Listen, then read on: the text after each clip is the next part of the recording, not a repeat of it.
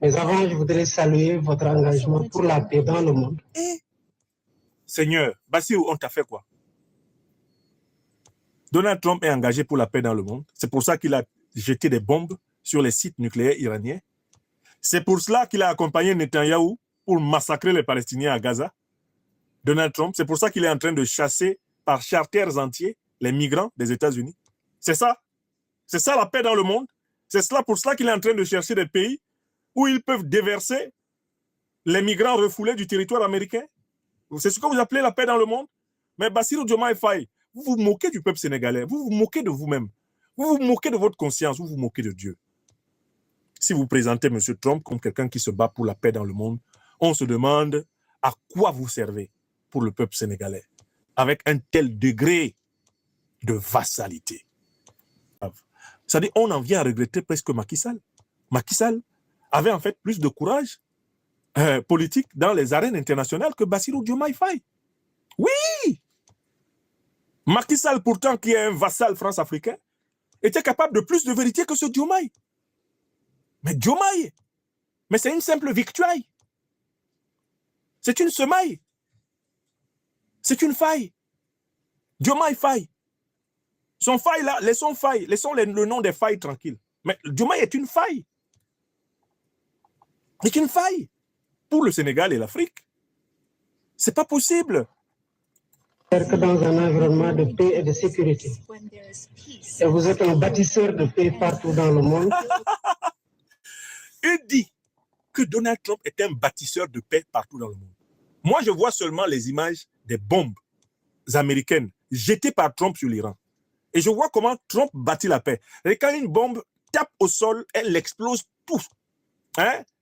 Les maisons, les biens des gens, les voitures des gens, tout est déchiqueté, les êtres humains.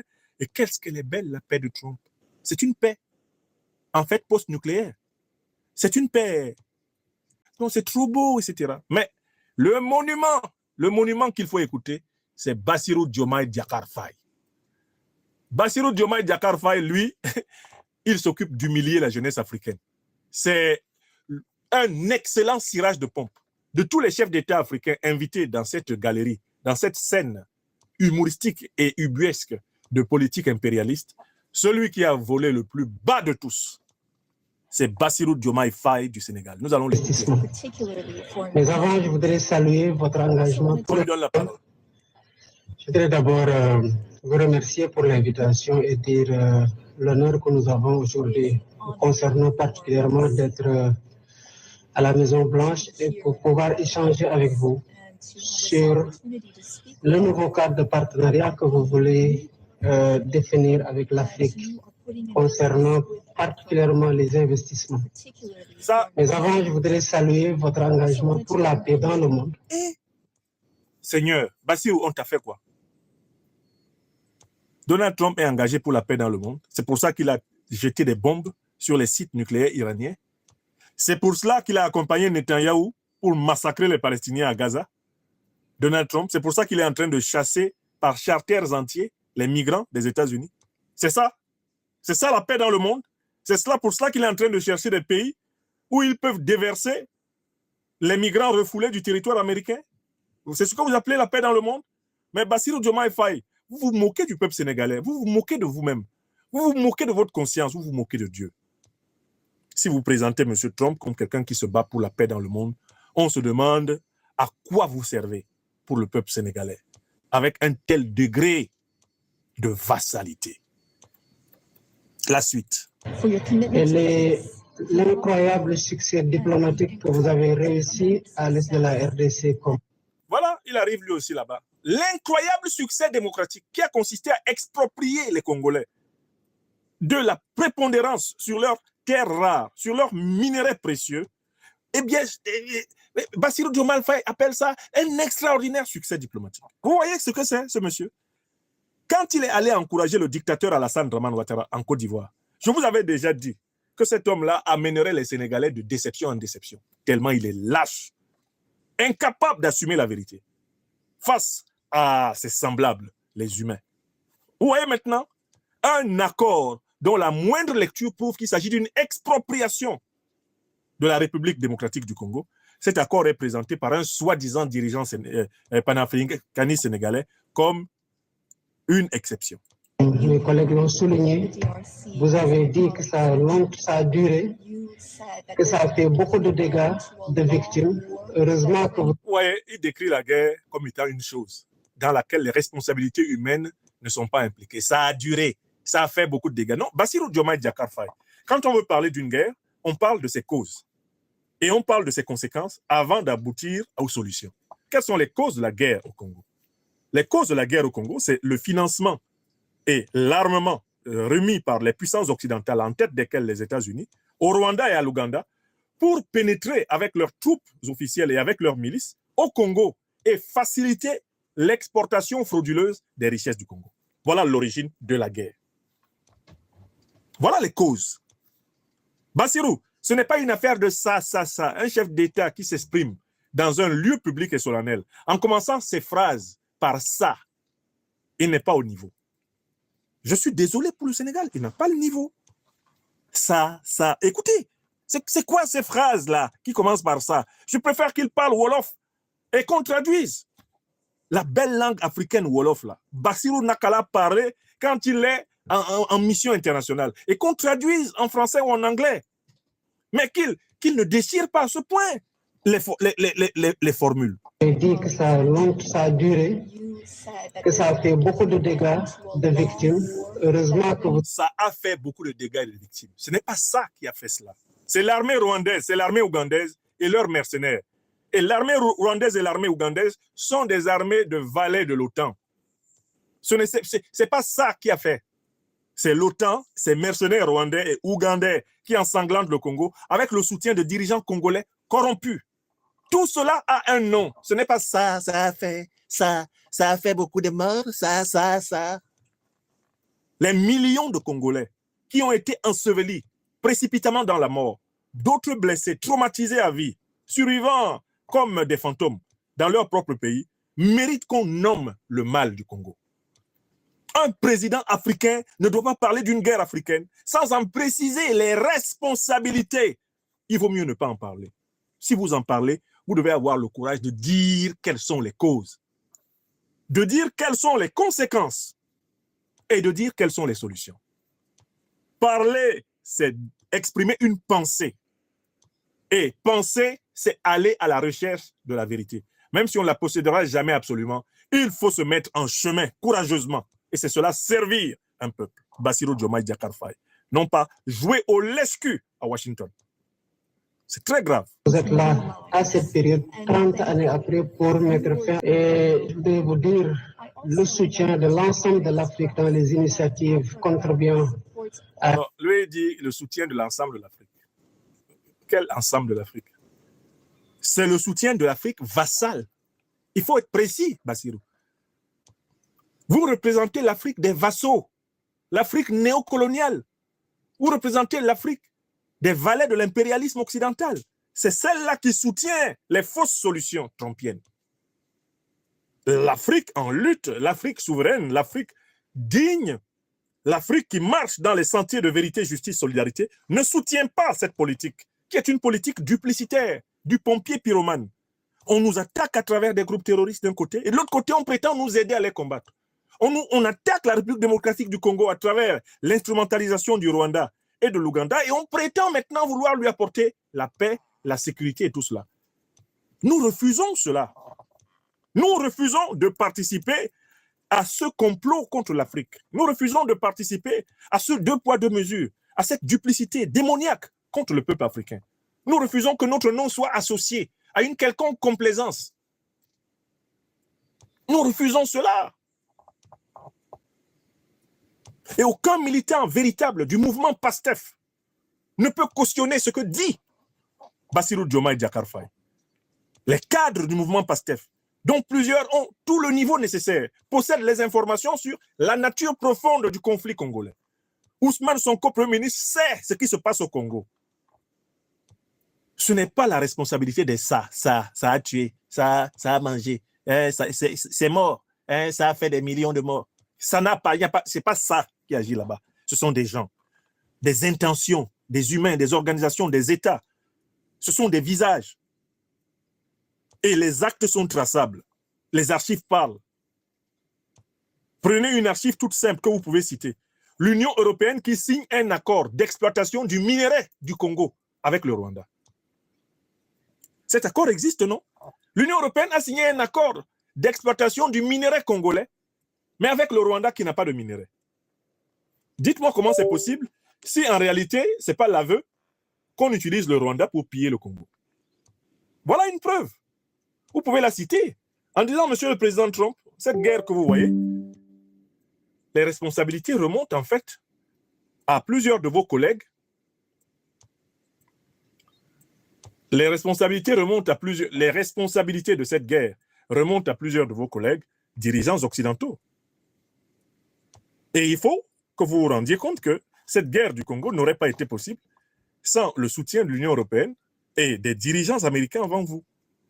Bon, si vous ne pouvez pas dire ça, n'allez pas là-bas. Si vous n'avez pas le courage de dire ça, vous allez là-bas faire quoi? Écrivez un courrier pour donner vos idées et restez chez vous. Et il continue. Bassirou, lui, il est décidé de faire fort. Il dit les autres ont essayé. Moi, je vais réussir. Ramener la paix au Soudan, en Libye et au Sahel. C'est pas vrai. Monsieur le Président, vous avez compris que les affaires ne prospèrent. Il dit, il salue Trump pour être en train de ramener la paix au Soudan, en Libye, en Libye et au Sahel. Mais qui a amené la guerre au Soudan? Qui a organisé la partition du Soudan? Ce sont les États-Unis d'Amérique. Qui a amené la guerre en Libye? Qui a organisé le saccage et même la partition de la Libye? Ce sont les États-Unis d'Amérique et leurs alliés. Qui a donc organisé la déflagration sahélienne avec Al-Qaïda, l'État islamique, organisation terroriste créée par ses propres services? C'est l'OTAN, les États-Unis et leurs alliés du Moyen-Orient, comme le Qatar, l'Arabie saoudite et consorts. Bassirou Diomaye Faye le sait. Il est au courant de toutes les preuves que nous avons accumulées dans notre maître ouvrage, l'impérial terrorisme. Diomaye Faye connaît tout ça. Il connaît tout ce qu'il y a ici dedans. Alors, qu'est-ce qu'il raconte? Qu'est-ce qu'il raconte? Même les collaborateurs du président Donald Trump ont reconnu la responsabilité américaine dans l'expansion du terrorisme. Madame Tulsi Gabbard, qui est la chef du renseignement américain actuellement, a dit que les documents officiels américains prouvent que les États-Unis sont impliqués dans le financement des terroristes qui ont assassiné les Américains le 11 septembre 2001. C'est ce qu'a dit Madame Tulsi Gabbard devant le Sénat en janvier 2025.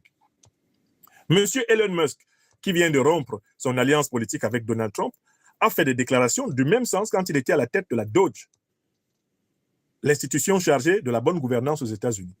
Lui, il a sorti les documents des paiements directs à travers l'USAID aux organisations terroristes. L'argent du Trésor américain finançant des groupes terroristes. Plusieurs sénateurs américains l'ont dit en Mondovision. Plusieurs sénateurs américains l'ont dit.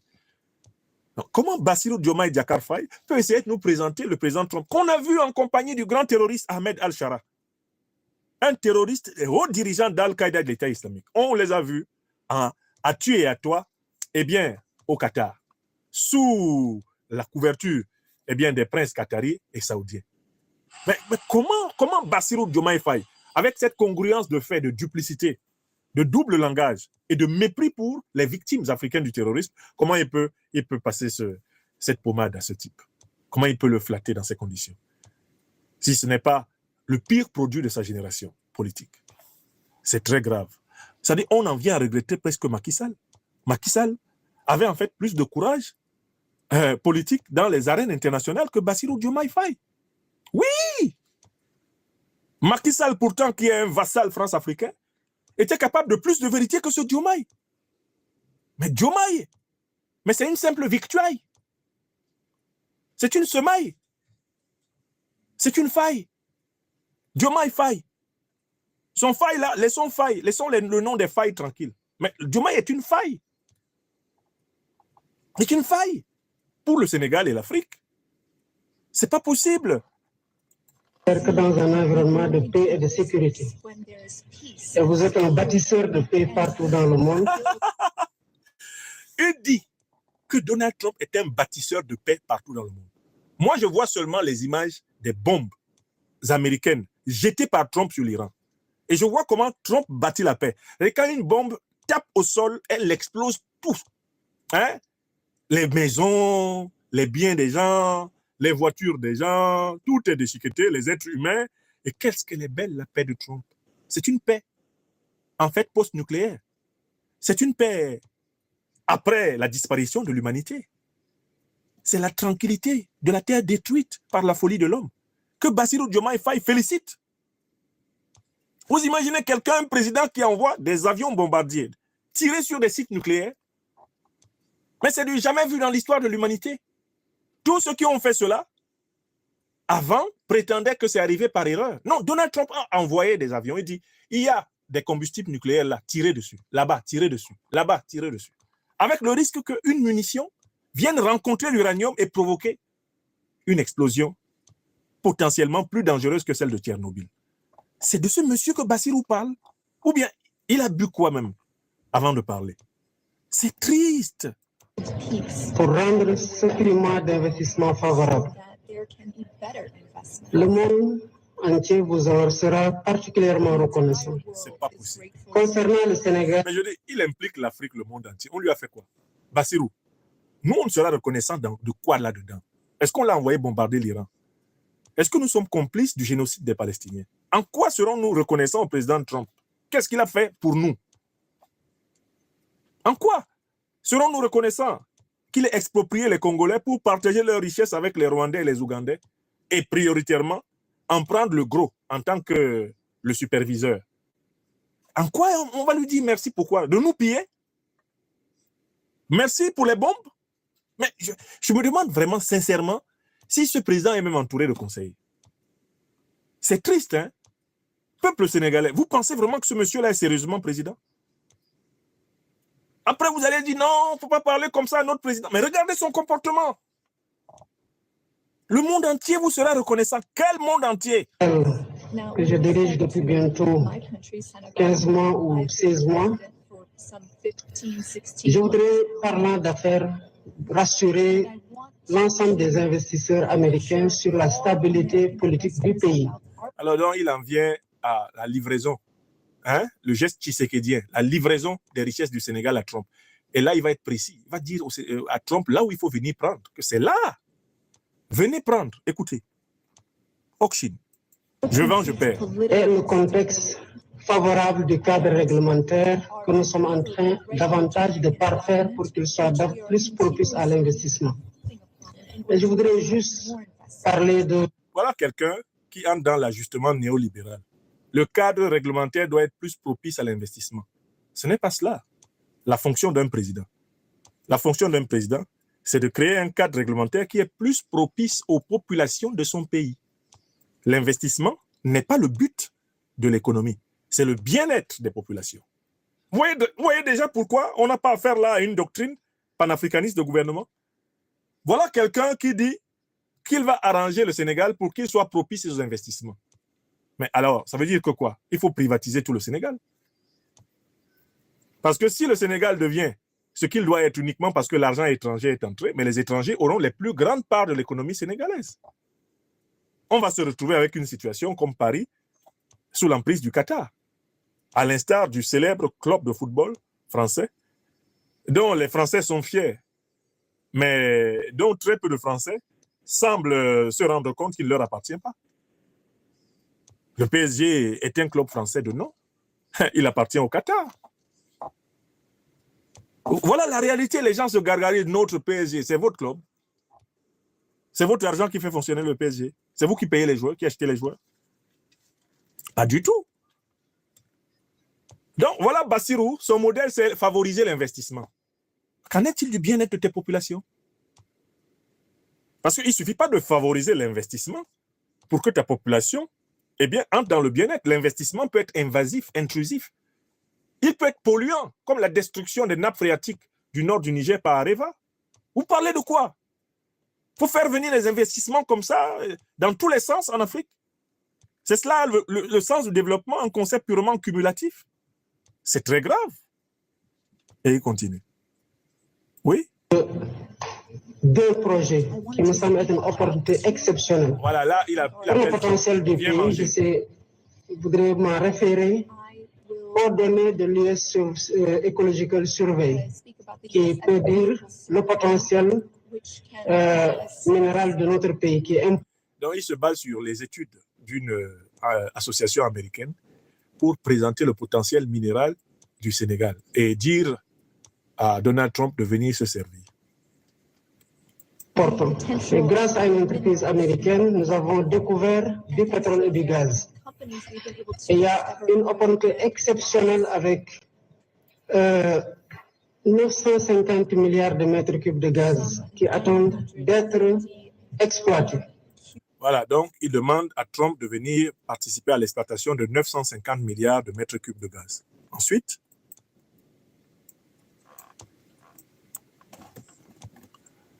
Ensuite quoi? Qu'est-ce qu'il doit venir prendre encore? Et cela contribuera du côté de notre pays à renforcer l'économie, mais aussi à participer à la sécurité énergétique mondiale. Et c'est une entreprise américaine qui nous a permis de découvrir ça en l'espèce Cosmos. Un autre projet que je voudrais aussi, sur lequel je voudrais inviter les investisseurs américains à s'engager, c'est un projet d'une cité digitale pour laquelle nous avons identifié. Donc, une cité digitale. Ce sont les États-Unis qui doivent venir les aider à développer une cité digitale. Ce qui fera que toutes les télécommunications de Dakar et du Sénégal seront dans leurs mains. Ok, merci. La suite? Un espace en plein cœur de Dakar, une vue imprenable sur la mer, sur 40 hectares. Et c'est là que vous invitez les aujourd'hui est mieux placé que les entreprises américaines de la tech pour faire de Dakar une cité technologique ouverte vers l'Afrique et accompagner la modernisation technologique de l'Afrique. Ouais. Ils invitent les Américains à s'installer en plein cœur de la capitale sénégalaise sur un site de 40 hectares, à installer une immense entreprise de télécommunications qui va pouvoir contrôler toutes les télécommunications de la sous-région. Voilà Bassirou, hein? Voilà votre panafricaniste là. Vous avez entendu? La suite. Je me demandais bien quel était votre secret pour résoudre toutes ces crises complexes. Quelqu'un m'a dit que vous êtes un excellent champion de golf qui demande concentration, précision et bref, les qualités qu'il faut pour être un grand leader. Le Sénégal a des opportunités exceptionnelles à offrir pour tout ce qui est hôtellerie et tourisme. Et pourquoi pas penser à aussi investir dans l'hôtellerie avec un parcours de golf qui serait situé à 6 heures de New York, 4 heures de Miami, 5 heures de l'Europe et 8 heures des pays du Golfe qui pourraient se retrouver là-bas pour que vous puissiez être challengé et montrer davantage votre talent de bon golfeur. Merci beaucoup. Donc, on passe à la phase flatterie. Après avoir appelé Trump à venir sur le pétrole et le gaz à volonté, il l'appelle à installer une immense industrie de télécommunications, une immense industrie informatique au centre de Dakar avec 40 hectares. Maintenant, il passe au cirage absolu de pompe. J'ai appris que vous êtes un excellent joueur. Même Tiger Woods n'a pas votre niveau. J'ai appris que vous êtes un excellent joueur de golf. Venez donc au Sénégal, venez construire des golfs au Sénégal. Voilà ce que dit Bassirou Diomaye Diakhar Faye. C'est-à-dire qu'avec lui, Donald Trump était dépassé. Il ne s'attendait pas à recevoir autant d'amour. Bassirou Diomaye Diakhar Faye lui a fait plaisir d'un bout à l'autre. Nulle part, il n'y a de responsabilité américaine dans quoi que ce soit. Tout est de la faute de ça. Nulle part, il n'y a de décision liée à la souveraineté. Le mot souveraineté n'a pas glissé de la bouche de Bassirou Diomaye Diakhar Faye. Et tout ce qu'il y a, c'est offrir le marché sénégalais à Donald Trump en échange de sa bienveillance. Écoutez, voilà, je vous ai fait écouter les principales interventions des invités du président Donald Trump, à savoir donc le président mauritanien El Ghazouani, libérien Boakai, sénégalais Diomaye Faye, gabonais, Oligui Nguema, et vous avez écouté l'intervention du président bissau-guinéen, Umaro Sissoko Embalo. Les 5 dirigeants africains ont brillé par leur vénalité, par leur banalité, par leur platitude. Ils ont brillé par leur reptilisme. Ils se sont comportés comme des hommes sans colonne vertébrale. Ils se sont comportés comme des mauvais élèves devant le maître, leur demandant des comptes. Ils ont littéralement supplié Trump d'avoir sur eux un regard bienveillant. Ils lui ont donné toutes les garanties qu'ils vont rester dans le rang, qu'ils lui obéiront le droit sur la couture. Ils ont déposé sur la table du maître toutes les matières premières que celui-ci requiert pour son business. Les 5 dirigeants africains que nous avons vus dans la séquence que nous avons analysée ce soir incarnent exactement ce que les Africains ne veulent plus avoir à la tête de leur pays. La servilité, la lâcheté, le manque de courage politique et en même temps la malhonnêteté sous sa forme la plus exécrable, la mauvaise foi, l'hypocrisie. L'Afrique des libertés veut des dirigeants qui, comme le président malien Assimi Goïta, comme le président burkinabé Ibrahim Traoré, comme le président nigérien Abdourahmane Tiani, disent la vérité, non seulement devant leur peuple, mais devant l'opinion internationale. Nous, Africains, voulons des dirigeants qui, lorsque ils ne veulent pas gêner une puissance en lui disant des vérités en mondovision, refusent de répondre à sa convocation. Si vous n'êtes pas capable de dire la vérité à une puissance à propos de la situation de l'Afrique, n'allez pas à sa rencontre. N'allez pas nous humilier comme vous l'avez fait dans le bureau ovale de la Maison-Blanche. Restez dans votre pays. Quand vous sortez, sortez pour porter la parole de l'Afrique. Ou alors ne sortez pas. Restez en Afrique et dites, le monde entendra. Il y a des voyages qui ne servent à rien. Quand on vous invite dans des voyages pour vous traiter en vassaux, des voyages pour vous humilier, des voyages pour vous néantiser, vous, les dirigeants africains, vous avez le devoir de les refuser. Vous ne devez aller que là où vous pouvez vous exprimer pleinement, là où vous pouvez être écouté, et là où vous pouvez cheminer dans un partenariat basé sur la justice, la vérité et la réciprocité des relations internationales. Quand j'ai regardé cette séance de la Maison-Blanche, cela m'a rappelé un roman que j'ai lu autrefois quand j'étais collégien, La case de l'oncle Tom, d'Harriet Beecher Stowe. J'ai vu Bassirou Diomaye Diakhar Faye, Umaro Sissoko Embalo, El Ghazouani, j'ai vu Oligui Nguema, j'ai vu Boakai dans la situation de ces nègres de maison qui, avec Tom, faisaient tout pour continuer à plaire au maître, alors même que le maître n'avait plus besoin d'eux. Étaient tellement stockholmisés, habités du syndrome de dépendance, qu'ils avaient besoin de continuer à adorer un fétiche abandonné par le propriétaire. Il faut sortir de la case de l'oncle Tom. Il faut sortir de la case de l'oncle Tom. Il faut sortir de la case de l'oncle Tom. Et en cela, la démarche de l'Alliance des États du Sahel est magnifique. Nous la félicitons pour son courage. Mes chers amis, voilà l'analyse que je voulais vous donner de ce moment.